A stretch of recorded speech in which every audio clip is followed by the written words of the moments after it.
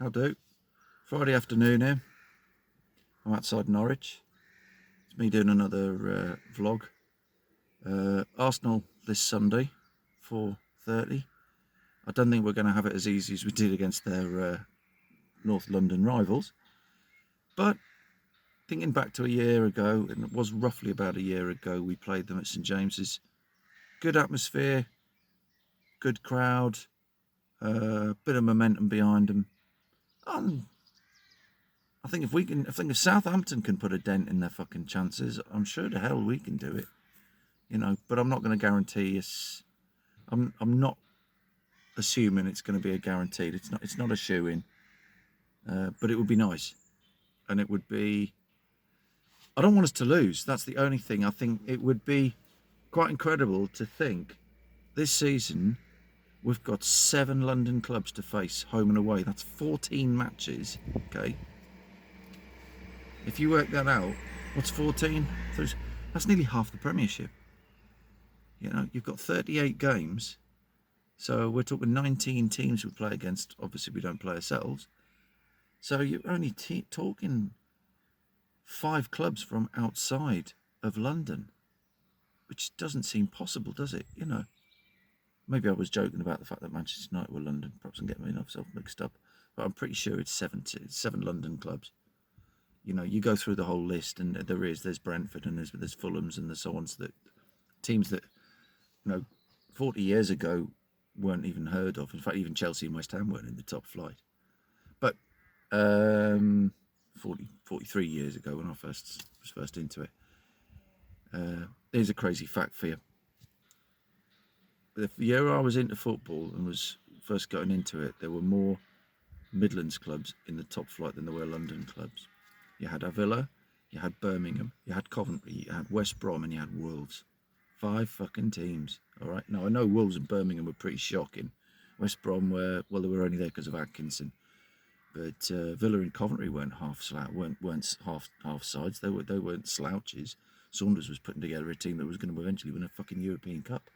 But, yeah, so crazy if you think about it. There was Arsenal and Spurs, Crystal Palace. Bloody. And Palace didn't last too long. It was just that West Ham switched with them, and so on. Anyway, yes. So if we can get through that, if we can avoid defeat in our last 2 games with the London clubs, we'll have actually maintained a whole season of either beating or drawing with every London club in the Premier League. And I can't ever remember that fact. I cannot remember that ever happening. Never. We used to have a terrible time in London. It was a case of what? If you actually won in London, we were terrible. There was one, I've mentioned it before, fun enough, it was Arsenal at Highbury. And Jermaine Jenas put a hand up. He handballed in the penalty area, and we either threw away a victory or we threw away a draw. I forget the actual result. Olivier Bernard hit a fucking screamer with the outside of his left, curved in. Gorgeous goal. Anyhow, no, I really would like us to see, because if we dent Arsenal, it actually would give Eddie good grounds to be shortlisted for Manager of the Year of the top flight. It's no good giving it to Pep, because Pep's won it many a time. I think even Pep would say, well, hang on a minute, I've got a team here already. Yes, I've won the league. Well, you shouldn't be giving it the Manager of the Year to the same just because they've won the league. What about the most improved fucking manager who's taken a bunch of, to some extent, shockers and made them do something? How many of those players, you look at our squad, you got Miggy, you got Joe Linton, you've got Shah, who's improved. You can go down that list. If you eliminate Trippier and Byrne, Bruno we removed from that equation, you can go down there. There's 2 defenders who've improved. Okay, yeah, Joe Linton has transformed. It could easily be said that he's probably our best player again of this season, but you shouldn't really be picking a player out.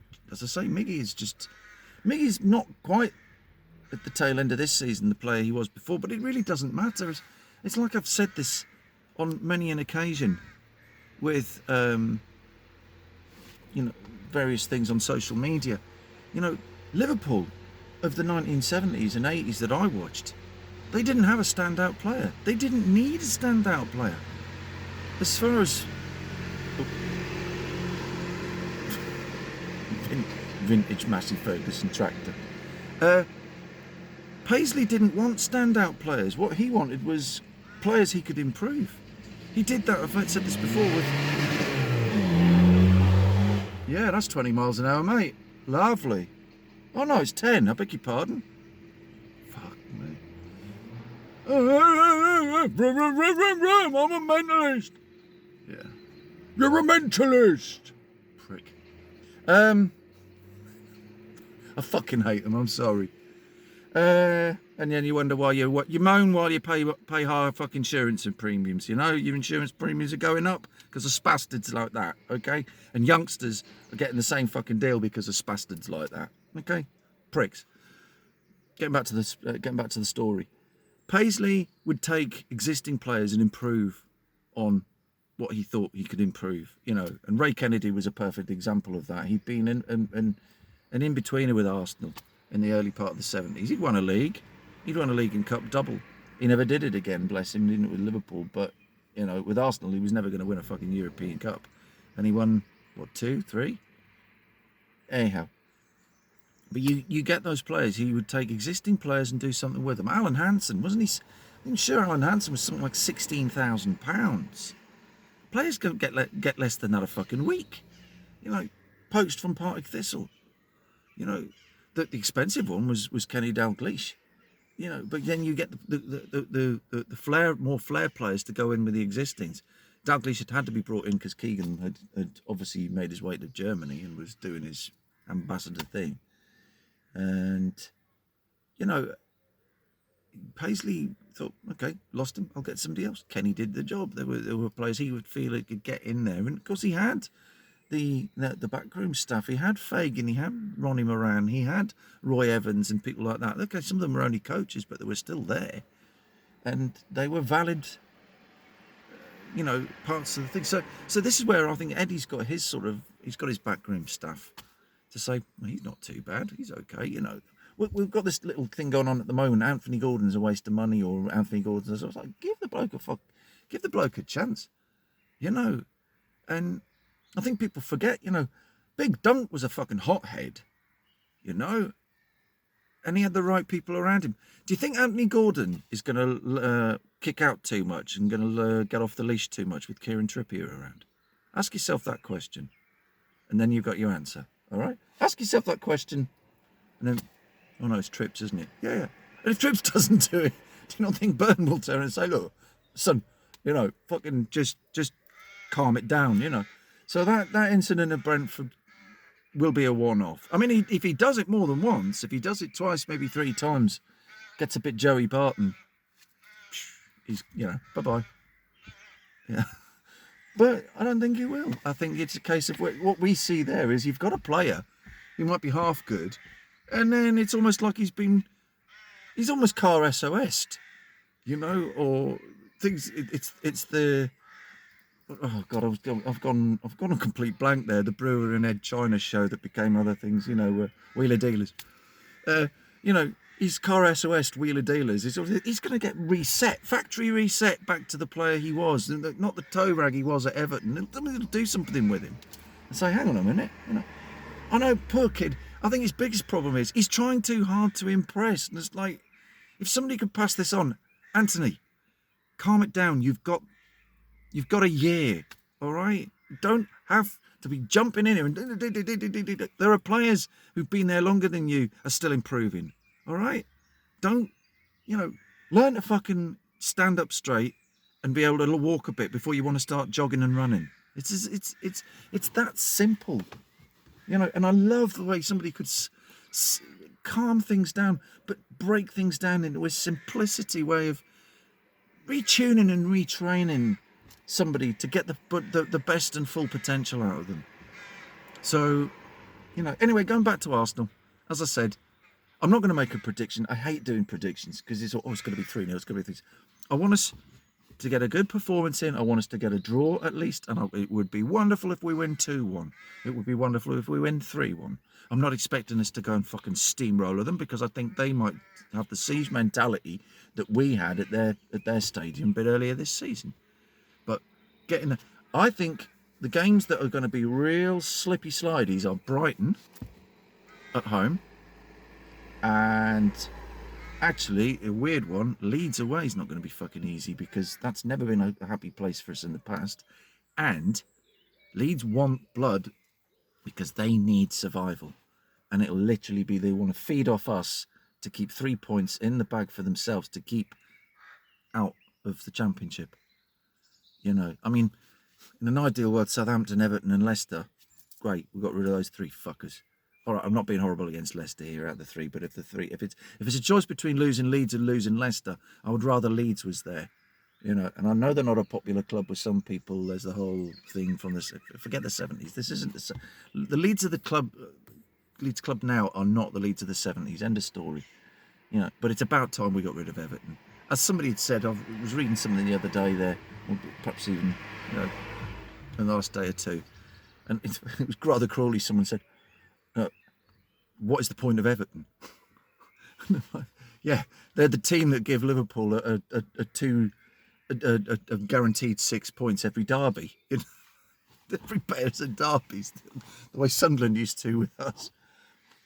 Cruel, but yeah, what are Everton doing? They just spend money, and they just float.